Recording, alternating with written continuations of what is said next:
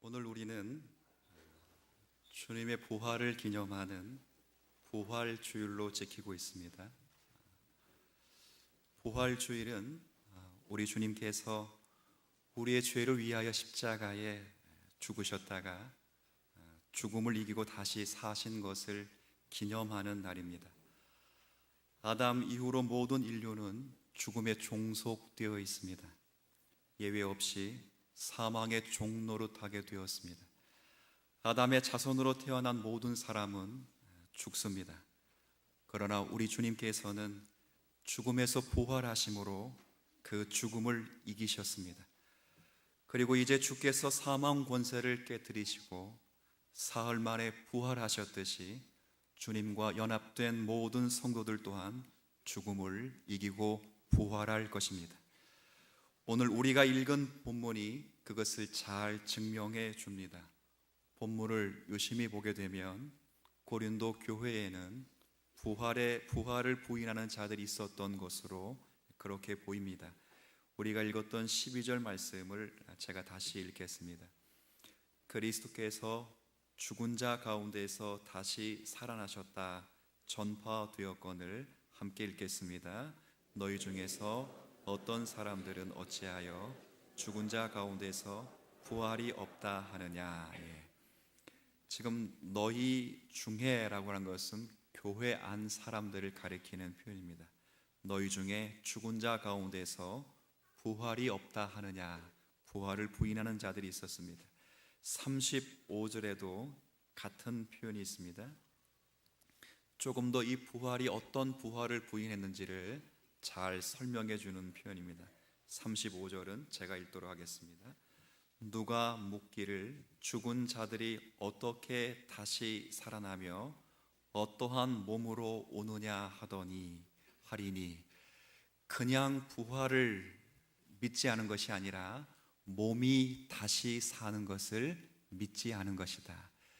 예수님께서 부활하셨다는 것을 믿지 못한 것이 아니라 예수의 부활로 말미암아 우리가 몸으로 부활할 것을 믿지 못한 것입니다.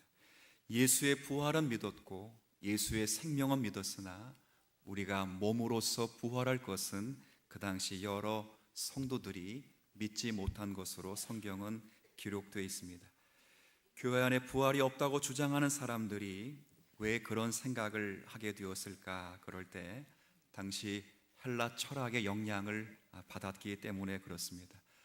그들은 헬라 철학의 영향을 받고 그들은 생각하기를 사람을 구성하는 두 부분 가운데 영혼과 육체, 이렇게 사람을 구성하는 두 부분으로 되어 있을 때 영은 선한 것이지만 육체는 악한 것이라 그렇게 생각을 했습니다. 그래서 그들은 생각했습니다. 사람은 영으로 구원받는 것으로 족하다, 그렇게 여겼습니다. 하나님께서 악한 육체까지 부활시킬 필요가 있느냐, 구원하실 필요가 없다고 생각을 한 것입니다. 그로 인해서 그들은 육체의 부활을 부인했습니다. 그러나 사도 바울은 고린도전서 15장에 긴 장을 할애해서 이에 대해 반박하는 것입니다. 아니다. 그리스도께서 육체로 부활하셨듯이 그리스도를 따르는 모든 주의 백성들도 우리의 몸으로 다시 살아나게 될 것이다. 바로 그 이야기를 하는 것입니다. 그리고 오늘 본문 19절은 이렇게 마무리를 하고 있습니다. 19절 함께 읽도록 하지요. 만일 다만 이 세상의 산뿐이면 모든 사람 가운데 우리가 더욱 불쌍한 자이리라. 아멘. 우리는 단순히 이 생뿐 아니라 장차 올 부활의 소망을 둔 자들이라 그렇게 말합니다.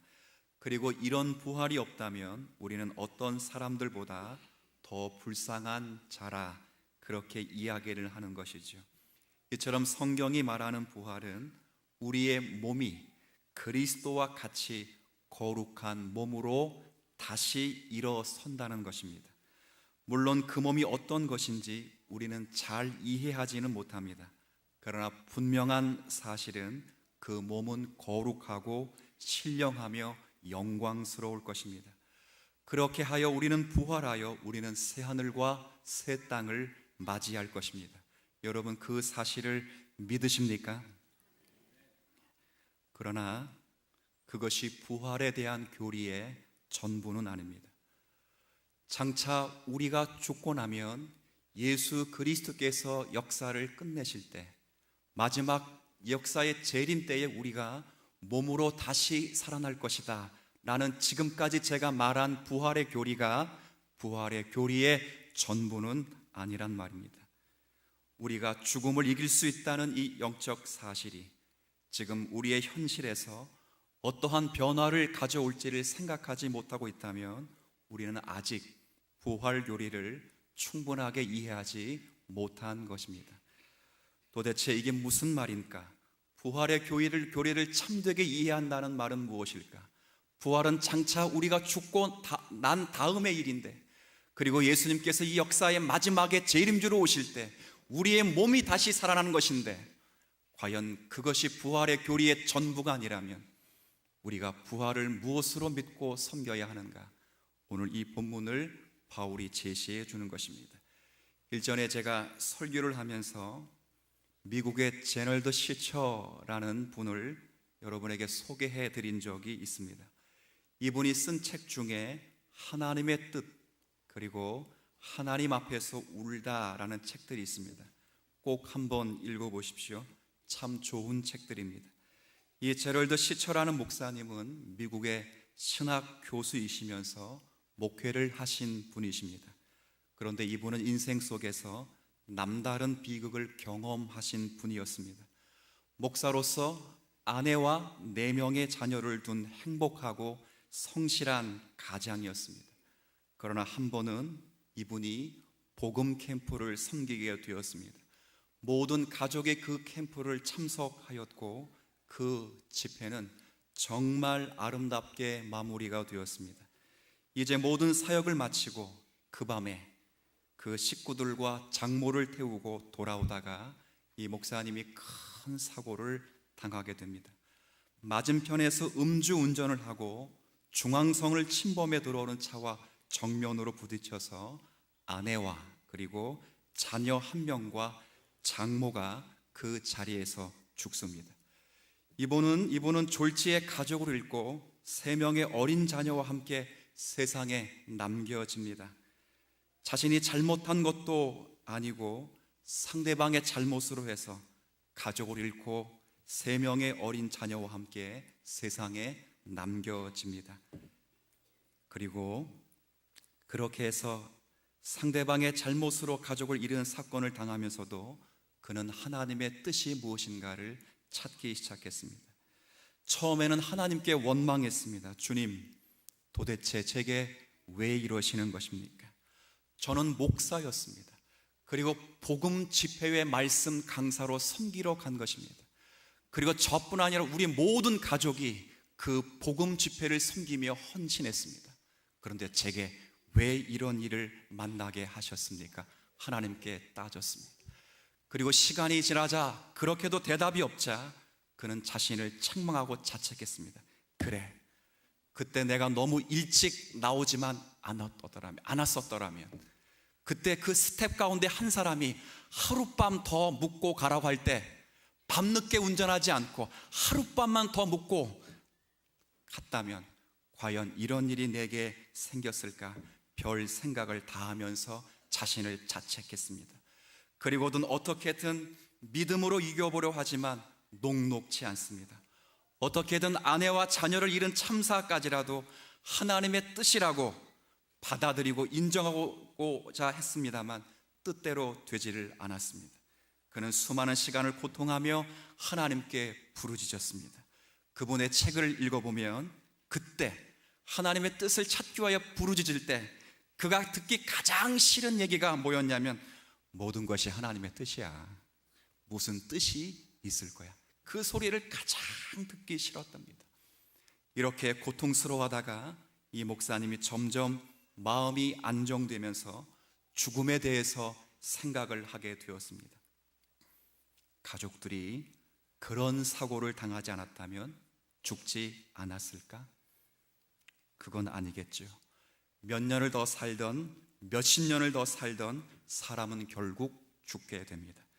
그리고 그런 고민 끝에 이 목사님은 그래, 모든 사람은 죽는다라는 아주 평범하지만 우리가 잊고 사는 그 진리를 만났다고 합니다.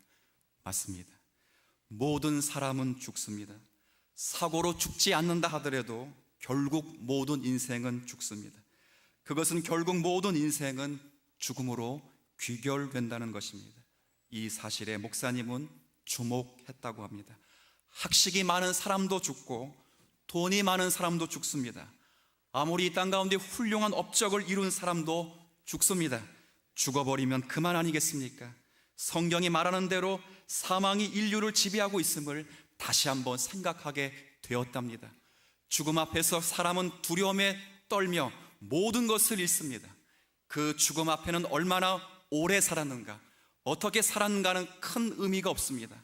짧게 사나 길게 사나 결국 죽음으로 귀결된다는 것입니다.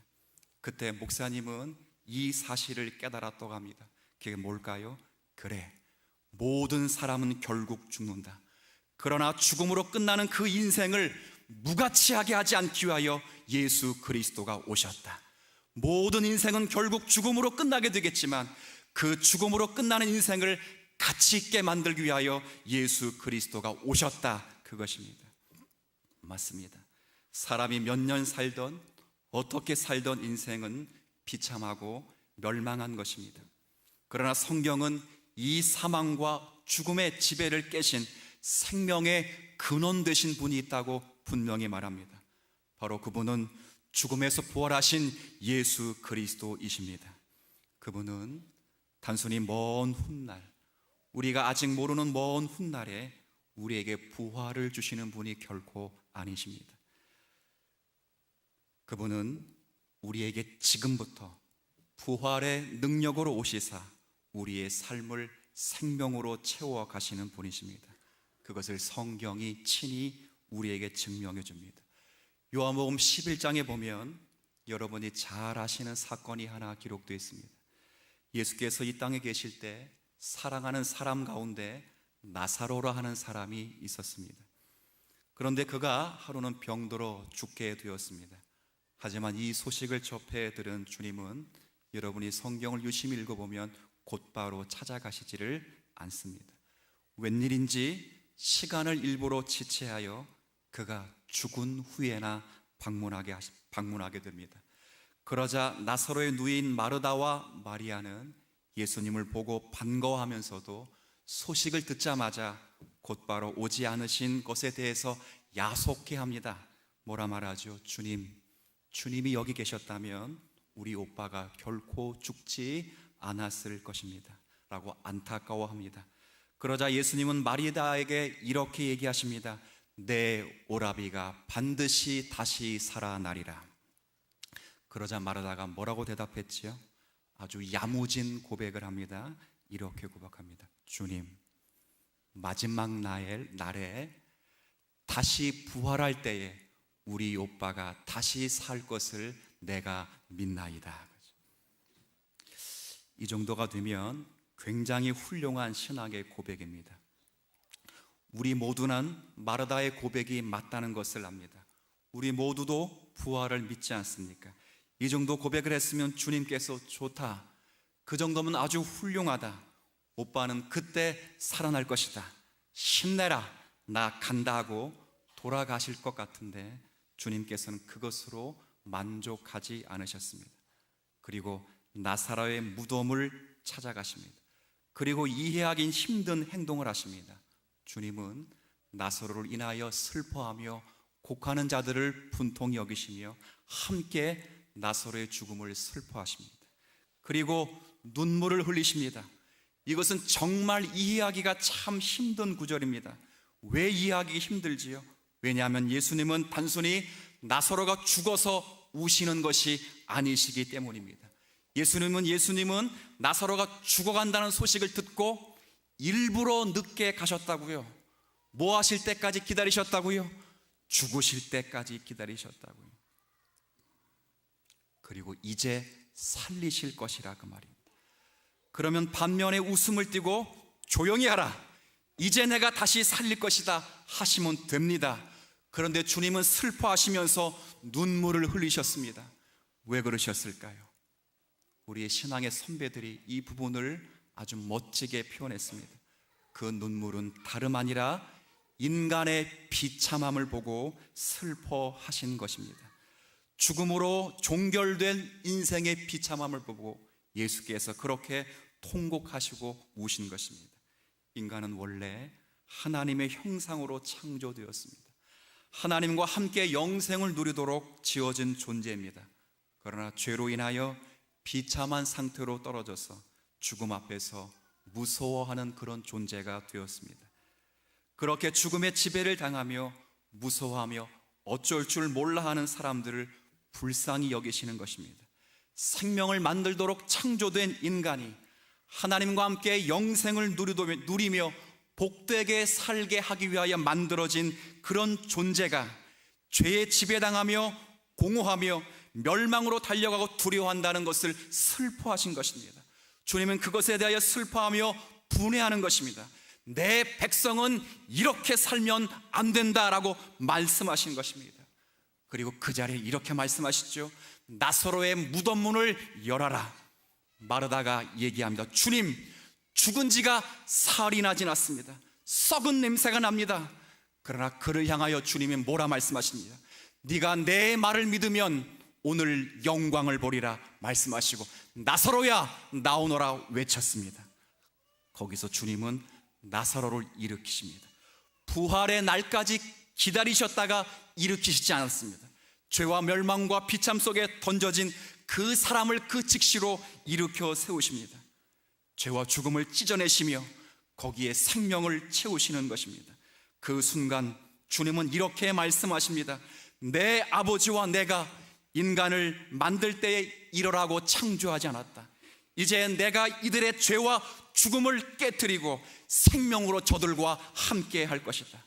여러분, 우리의 신앙의 기적은 단순히 마르다의 고백처럼 언젠가 예수님 다시 오면 그때 살 것이니 그때까지 잘 참아라, 그렇게 끝나지 않습니다.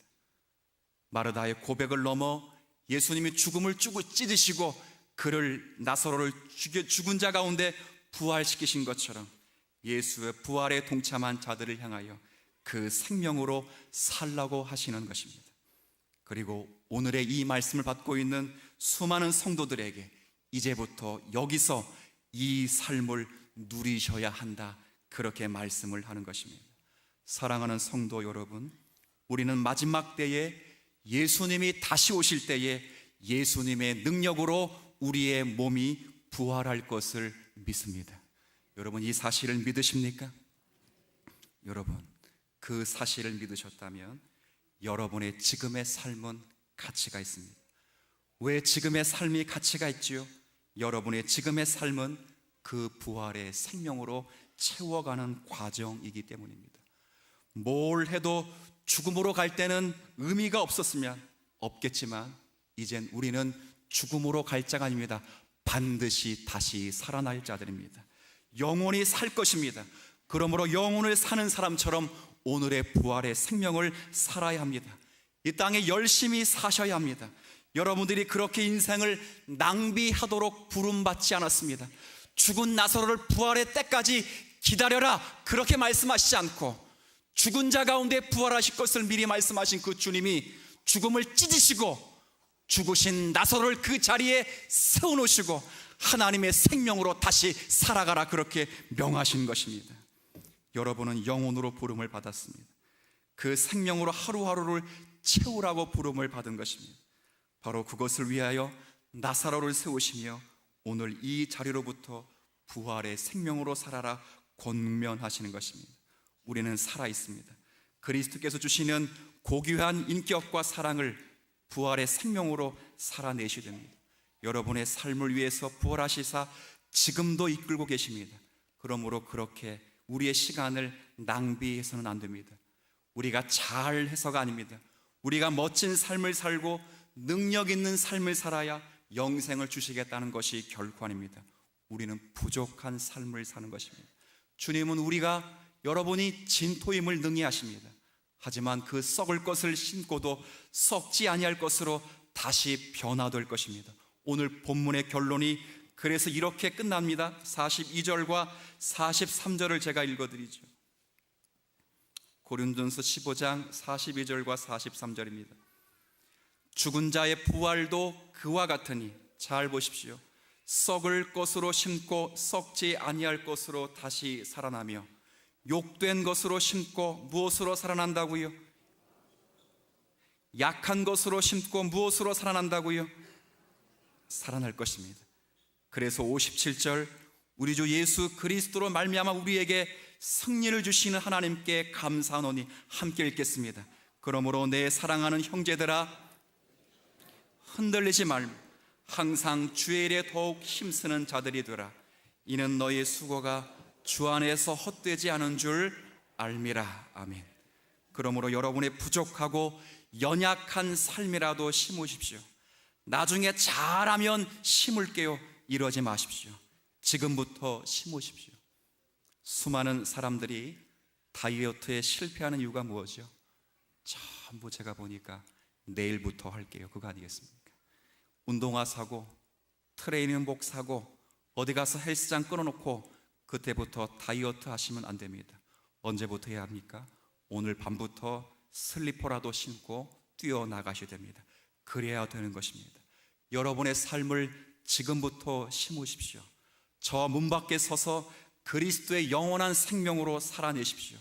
여러분이 자신 없게 살고 부족한 삶을 살지라도, 이 땅에 마음에 안 드는 삶이 있을지라도 그 십자가를 쪼개어 예수 그리스도께서 부활하시고, 부활하신 예수 그리스도께서 우리에게 찾아오셔서 그 부활의 생명을 우리에게 주신 줄 믿습니다.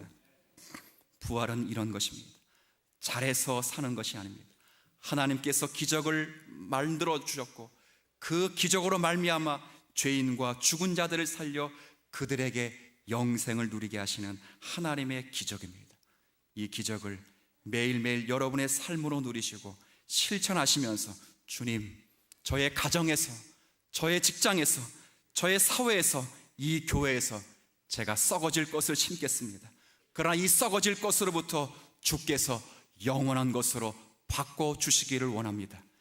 그렇게 생명으로 바꿔가는 그 자리에 우리의 기쁨과 감사가 넘치는 부활의 생명의 신앙이 되시기를 주의 이름으로 부탁을 드리겠습니다.